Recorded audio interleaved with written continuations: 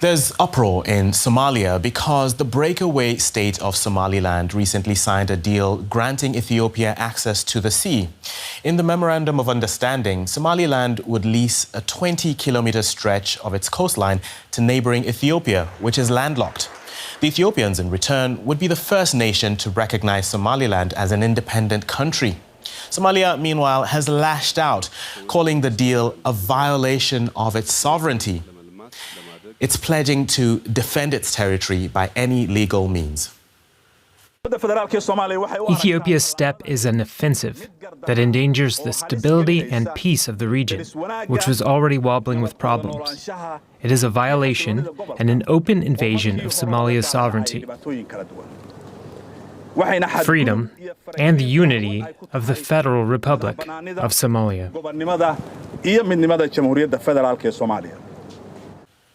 Ordinary Somalis were also up in arms, with many taking part in protests after the agreement was announced. Their anger was directed not just at Ethiopia, but also at Somaliland, which they say is still part of Somalia, despite its claims of being an independent state.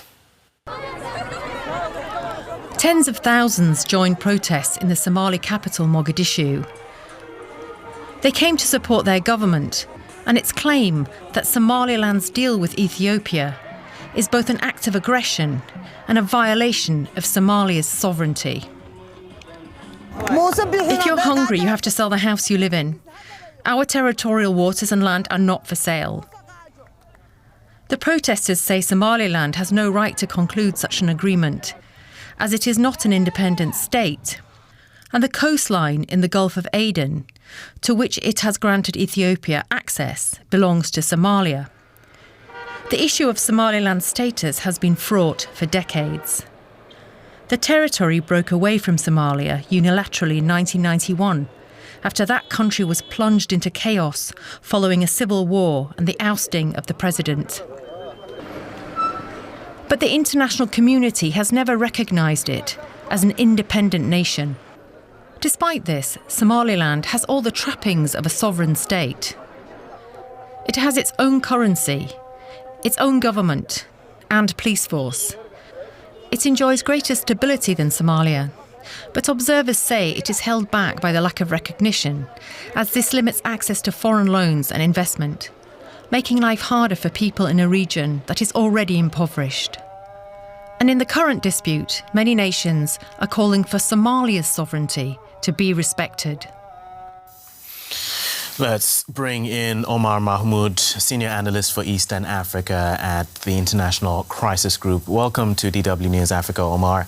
Now, just to be clear, Ethiopia has not yet officially recognized Somaliland as an independent state, but just by engaging with them and signing this deal, they've infuriated Somalia's government. So should the region be worried? Well, I think it is a concern. I mean, certainly Somalia is very angry at this point. We've seen a lot of statements from the Somali government. We've seen them marshalling some international support in favor of their position. And you know, Somalia has never recognized Somaliland's self-declared independence. And so they view this as part of their territory. They view this as a sovereignty issue. So they're definitely quite upset. And I think that has reverberating consequences for the Horn of Africa. The Ethiopia-Somalia relationship, especially from a security standpoint, is quite important in terms of combating al-Shabaab and security along their border. And so if this dispute is not resolved, if tensions continue to flare, I think we should be worried about repercussions around those lines. Does that mean that Ethiopia could withdraw its presence in Somalia, the troops fighting al-Shabaab, or is it not going to go that far?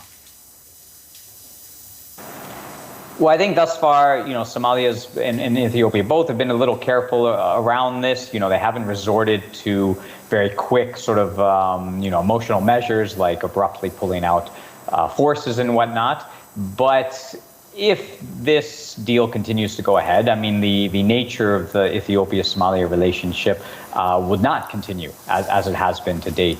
And so you might see some pressure down the road. I think that's more of a down-the-road concern still, but definitely a concern. If you had that sort of sudden withdrawal of forces, whether that was Ethiopia instigating or Somalia pushing for it, then there would be a vacuum in those areas, and that would very much be a concern. But again, I think both sides have been very careful to keep this in the diplomatic realm thus far, try to pursue some sort of resolution diplomatically, and not fall over into those other areas. But there is that internal conflict where we have Somaliland, which is relatively stable, while the rest of Somalia isn't. So what leverage does the Somali government in Mogadishu have in this dispute?